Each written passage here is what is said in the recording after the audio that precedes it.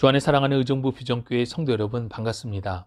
11월 22일 화요일, 오늘 우리에게 주시는 하나님의 말씀은 창세기 50장 1절에서 14절까지 말씀입니다.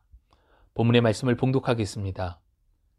요셉이 그의 아버지 얼굴에 굽으려 울며 입맞추고 그 수종드는 의원에게 명하여 아버지의 몸을 향으로 처리하게 하매, 의원이 이스라엘에게 그대로 하되 40일이 걸렸으니 향으로 처리하는 데는 이 날수가 걸림이며, 애굽 사람들은 70일 동안 그를 위하여 곡하였더라.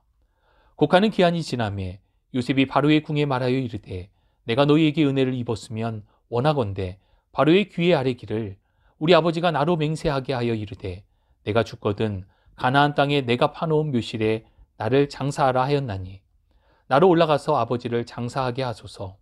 내가 다시 오리이다 하라 하였더니, 바로가 이르되, 그가 내게 시킨 맹세대로 올라가서 내 아버지를 장사하라.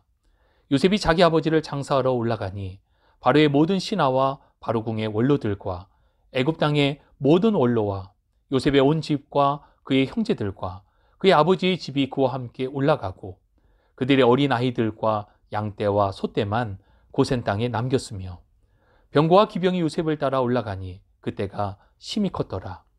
그들이 요단강 건너편 아다 타작마당에 이르러 거기서 크게 울며 애통하며 요셉이 아버지를 위하여 7일 동안 애곡하였더니, 그 땅 거민 가나안 백성들이 아담마당의 애통을 보고 이르되, 이는 애굽 사람의 큰 애통이라 하였으므로 그 땅 이름을 아벨 미스라임이라 하였으니 곧 요단강 건너편이더라. 야곱의 아들들이 아버지가 그들에게 명령한 대로 그를 위해 따라 행하여 그를 가나안 땅으로 메어다가 마므레 앞 막벨라 밭 굴에 장사하였으니, 이는 아브라함이 해쪽 속 에브론에게 밭과 함께 사서 매장지를 삼은 곳이더라. 요셉이 아버지를 장사한 후에 자기 형제와 호상꾼과 함께 애굽으로 돌아왔더라. 아멘. 지금도 고고학적으로 종종 발견되는 미라는 사람이나 동물의 시체가 썩지 않도록 보존 처리한 시신을 뜻합니다. 수천 년 전 고대 이집트는 이미 이러한 미라를 만드는 보존 처리 기술이 매우 뛰어났습니다. 왜냐하면 이것은 당시 시신의 위생적인 처리를 위해 필요한 조치였고, 무엇보다도 종교적인 의미가 그 안에 담겨져 있었기 때문입니다. 당시 고대 이집트인들은 영혼 불멸 사상이 있었습니다. 그들은 영혼이 떠난 시신을 잘 보존하면 나중에 영혼이 다시 돌아와 살 수 있다고 믿었습니다. 이러한 이유로 많은 이들이 시신을 미라로 처리하였습니다. 그러나 비용이 적지 않게 들었기에 시신의 미라 처리는 고대 이집트에서 왕이나 귀족들만이 할 수 있는 장례 절차였습니다. 오늘 본문을 보면 야곱이 그의 아들들에게 유언을 남기고 147세에 생을 마감합니다. 요셉은 아버지의 시신에 대하여 애굽 궁중의 의사에게 시신의 보존 처리를 명령합니다. 당시 시신의 보존 처리는 종교적인 의미가 담겨져 있었기 때문에 애굽의 제사장들이 하는 것이 일반적이었습니다. 그러나 요셉은 아마도 종교적인 의미와 거리를 두기 위해 이것을 의원들에게 맡긴 것으로 보입니다. 본문은 이 부분에 대하여 비교적 상세하게 설명하고 있는데, 야곱의 시신이 썩지 않도록 향으로 처리하는 기간이 무려 40일이나 걸렸음을 전하고 있습니다. 특이한 부분은 요셉의 아버지가 죽었는데 장례는 애굽의 국장으로 치루어졌다는 것입니다. 3절을 보면 애굽 사람들이 70일 동안 요셉의 아버지 야곱을 위해 곡을 하며 장례에 동참합니다. 70일을 애곡하는 경우는 이집트의 왕이 죽었을 때 행하여지던 국장입니다. 그런데 요셉의 아버지 야곱에 대하여 애굽의 국장으로 장례가 치루어진 것입니다. 그만큼 애굽 내에서 요셉의 영향력이 얼마나 큰지를 볼 수 있는 부분입니다. 70일간의 국장은 시신의 보존 처리를 위한 40일과 겹칩니다. 그러니까 시신의 보존 처리가 끝났음에도 30일을 더 애곡하였다는 것입니다. 그렇게 70일간의 국장이 모두 끝나고 요셉은 바로 왕에게 구합니다. 5절, 우리 아버지가 나로 맹세하게 하여 이르되, 내가 죽거든 가나안 땅에 내가 파놓은 묘실에 나를 장사하라 하였나니 나로 올라가서 아버지를 장사하게 하소서. 내가 다시 오리이다 하라 하였더니, 요셉은 야곱이 남긴 유언의 내용, 즉 자신을 고향 땅의 막벨라 굴에 묻어달라고 했던 유언을 바로 왕에게 전합니다. 그리고 장례를 위해 가나안 땅에 다녀올 수 있도록 허락해 줄 것을 왕에게 요청합니다. 이에 바로 왕은 요셉이 요청한 대로 야곱의 유언을 따라 그를 장사하라 명령합니다. 그런데 가나안 땅으로 향하는 장례의 행렬이 보통이 아닙니다. 7절에서 9절 말씀입니다.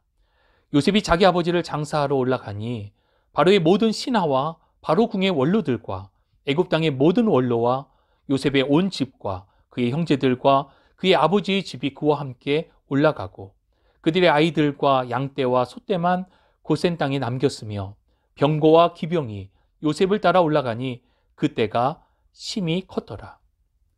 애굽에서 헤브론으로 향하는 길은 적어도 수십 일이 걸리는 대장정이었습니다. 이 장례의 행렬은 요셉의 가족뿐만 아니라 애굽의 모든 신하들과 또 모든 원로들까지도 그 길에 동행하였다라고 7절은 전하고 있습니다. 바로의 병거와 기병이 그 행렬을 호위하니 9절은 그 규모에 대해 그때가 심히 컸더라라고 표현합니다. 가나안 땅에 입성한 장례의 행렬은 아닷이라고 하는 지역에서 잠시 멈춥니다. 요셉은 그곳에서 행렬을 멈추고 다시 일주일 동안 애곡하며 통곡하였습니다. 11절을 보면 요셉이 통곡하던 지역의 이름이 아벨 미스라임인데 이 지명이 갖는 의미는 이집트 사람들의 애곡이라는 뜻입니다.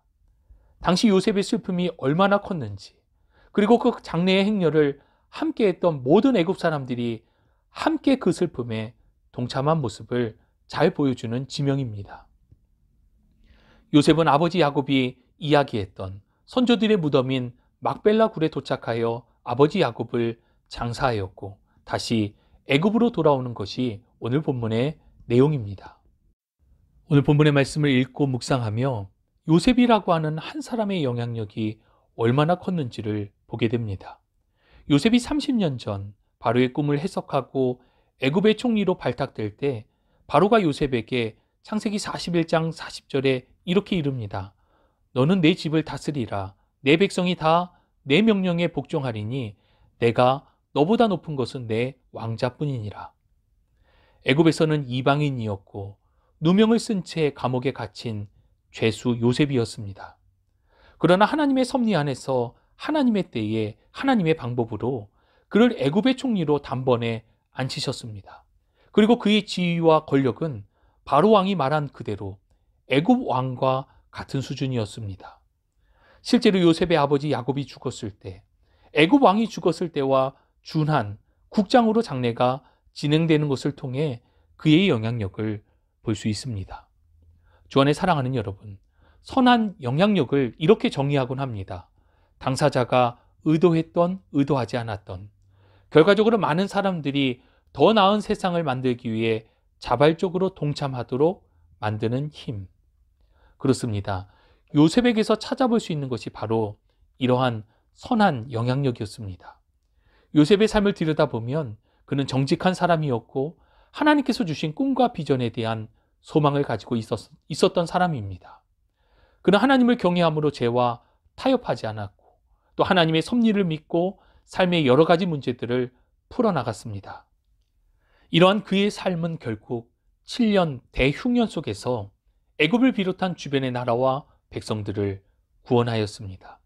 그는 야곱을 비롯한 그의 모든 가족을 구원했고 하나님의 섭리 안에서 이는 한 가족이 한 민족이 되는 과정의 발판이 되었습니다.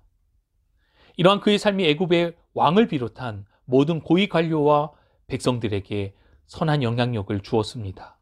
그리고 사람들은 요셉을 통하여 하나님의 살아계심과 능력을 보았다라고 고백합니다. 이 땅을 살아가며 선한 영향력을 갖기 원하는 것은 우리 모두의 동일한 마음일 것입니다.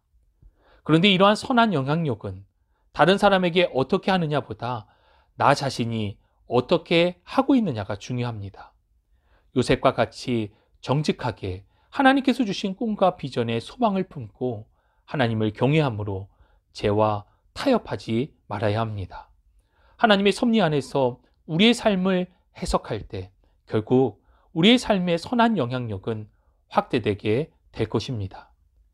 애국과 그 모든 사람들이 요셉을 통해 하나님의 살아계심과 능력을 보았습니다.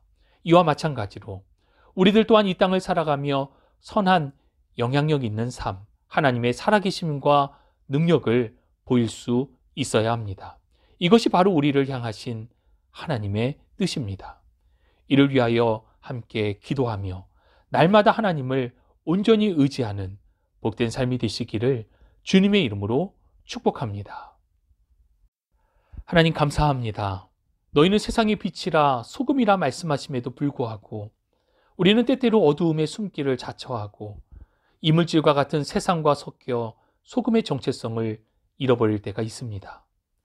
주님, 우리를 은혜 안에 붙들어 주셔서 요셉과 같이 정직하고 하나님의 꿈과 비전을 품으며 주님을 경외함으로 주님 앞에 서고 세상을 밝히는 빛된 자녀로서의 삶을 온전히 살아가는 선한 영향력으로 붙들어 주옵소서. 함께 하심을 믿고 감사드리며 우리 구주 예수 그리스도의 이름으로 기도합니다.